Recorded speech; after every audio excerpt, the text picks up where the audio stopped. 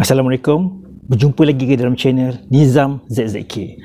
Baiklah, untuk video kali ini saya ingin share satu pengalaman seram yang dialami oleh Abang Din kira-kira 2 minggu yang lalu, iaitu pada pertengahan Disember 2021. Nak tahu kisah seterusnya?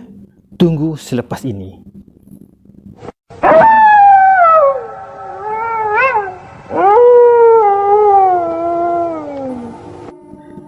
Kisah ini bermula apabila Abang Din bersama isteri dan anak sulungnya yang berusia 5 bulan pergi ke Johor Bahru untuk menghadiri majlis perkahwinan sahabat baiknya.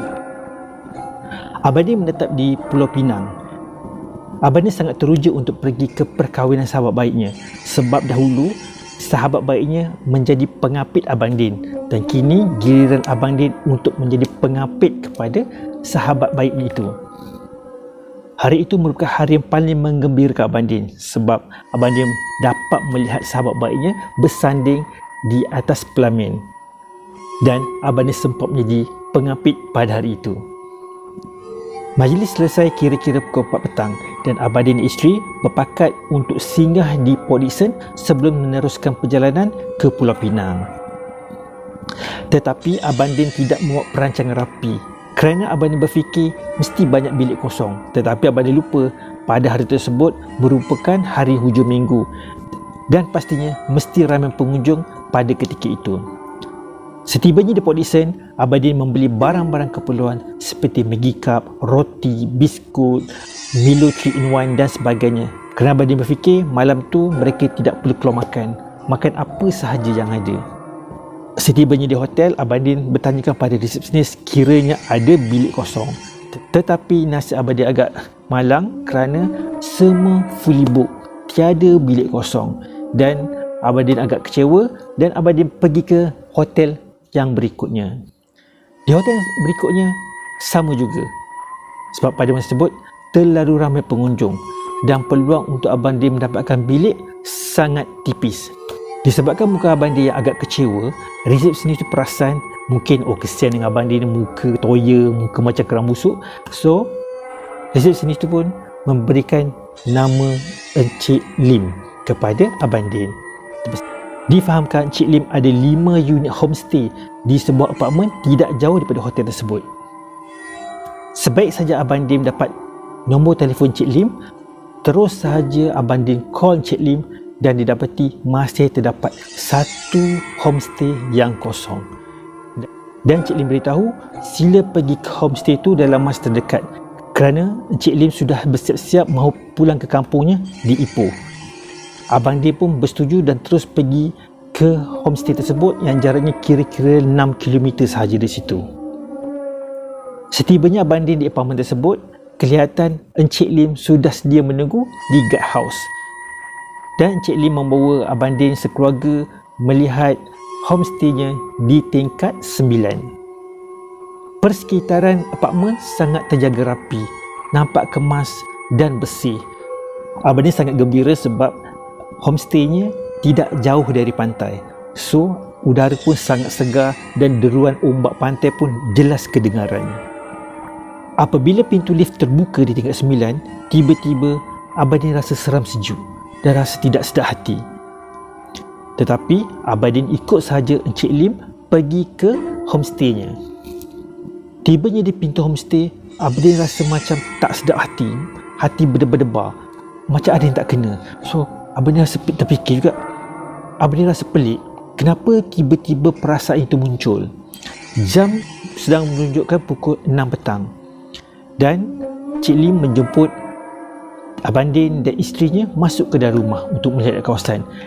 Dan Encik Lim minta maaf sebab rumah tersebut kurang bersih sebabnya sudah beberapa minggu tidak dibersihkan, agak berabuk. Tetapi disebabkan oleh keadaan memaksa, keadaan pun sudah petang, Abang Din pun sudah penat, Abang Din kata, okey, saya terima sahaja.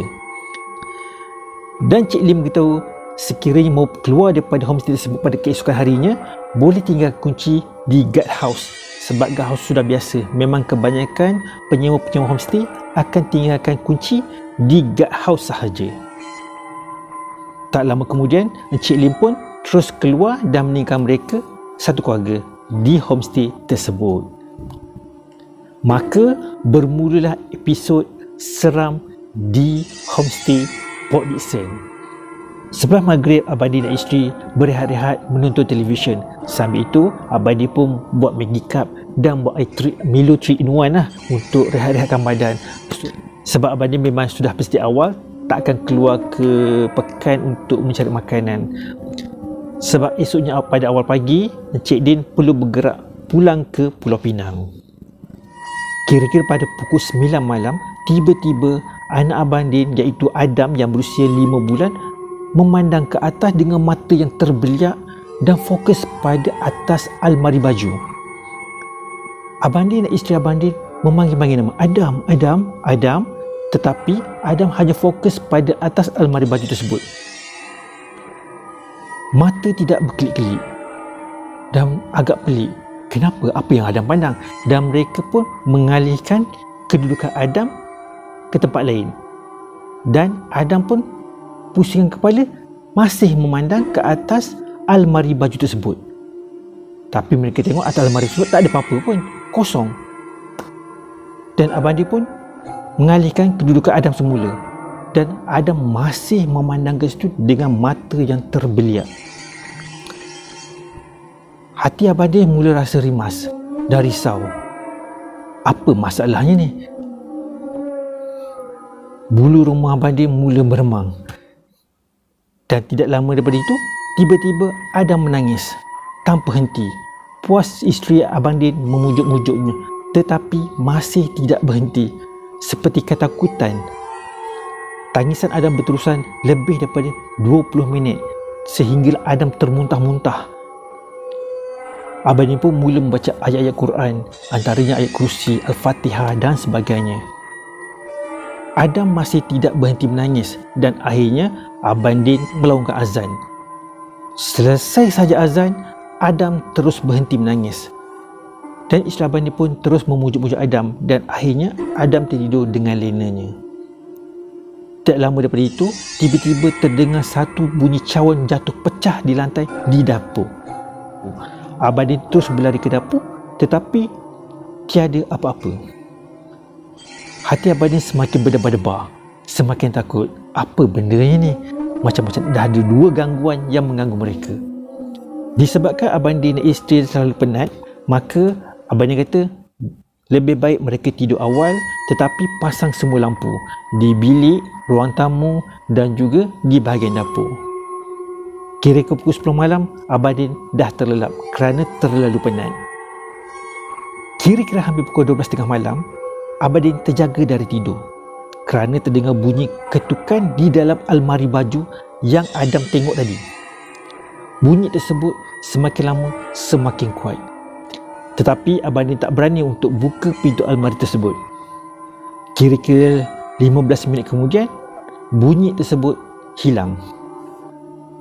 Mata Abang Din dah tak mampu lagi untuk lelap. Isteri Abang Din pun sudah dalam keadaan ketakutan. Tapi mereka perlu rehat pada malam tersebut. Maka mereka bernekat untuk sambung tidur semula. Kira-kira pukul 2 pagi, Abang Din terjaga sekali lagi kerana bunyi cakaran di bawah katil. Abang Din mengejutkan sekali lagi isterinya. Keadaan semakin menakutkan. Adam mula menangis dan isteri Abang Din pun semakin ketakutan. Macam ada yang tak kena. Mereka telah diganggu berkali-kali. Lebih kurang 10 minit, bunyi cakaran tersebut berhenti dengan sendiri. Abang Din tak berani untuk jengah di bawah katil. Apa bendanya? Selepas kejadian tersebut, Abang Din dah tak mampu untuk tidur lagi. Dan Abang Din dan isteri hanya duduk termenung sambil memerhati keadaan sekeliling. Tangisan Adam sudah berhenti dan Adam telah tidur lena. Kira-kira setengah jam kemudian, Abang Din terbau bau yang sangat busuk. Seolah-olah bau bangkai, sama ada seperti bangkai katak, bangkai tikus atau yang seumpama dengannya. Bau busuk tersebut semakin lama semakin kuat. Kira-kira pukul 3.30 pagi, Abang Din kata kat isterinya, okey, macam mana pun kita mesti keluar daripada homestay ini sekarang. Dan Abang Din dan isterinya terus berkemas-kemas dan terus keluar daripada homestay tersebut pada pukul 4.30 pagi dan kunci homestay tersebut diserahkan kepada security yang bertugas pada hari itu. Disebabkan oleh rasa ketakutan yang amat sangat, hilang rasa mengantuk, dan Abadin terus menekat balik ke Pulau Pinang pada masa itu juga. Selepas daripada kejadian tersebut, Abadin review homestay yang mereka tinggal. Rupanya apartmen tersebut banyak kisah-kisah seram yang pernah dialami oleh pengunjung-pengunjung, termasuk unit yang Abang Din tinggal. Hotel ataupun homestay berhantu ini bukan sahaja berlaku di Port Dickson, tetapi di tempat-tempat peranginan yang lain juga. Maka sebagai pengguna, sebelum kita book mana-mana hotel atau homestay, kita perlu review pendapat pengguna-pengguna sebelumnya. Kita berhak untuk cek bukan sahaja keselesaan, kebersihan, tetapi kita perlu cek juga adakah hotel ataupun homestay yang akan kita pilih itu berhantu ataupun tidak. Kita perlu membuat pilihan tepat kerana kita takut bukan sahaja kita diganggu pada masa tersebut, tetapi hantu ataupun penunggu di kawasan tersebut ikut kita pulang ke rumah. Kita mesti elakkan perkara tersebut daripada berlaku.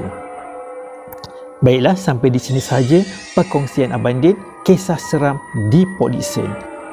Sekiranya anda ada cerita-cerita seram yang mahu dikongsi bersama, jangan lupa untuk tinggalkan di email berikut. Dan seperti biasa, jangan lupa like dan subscribe. Jumpa lagi di lain kali. Assalamualaikum. Bye-bye.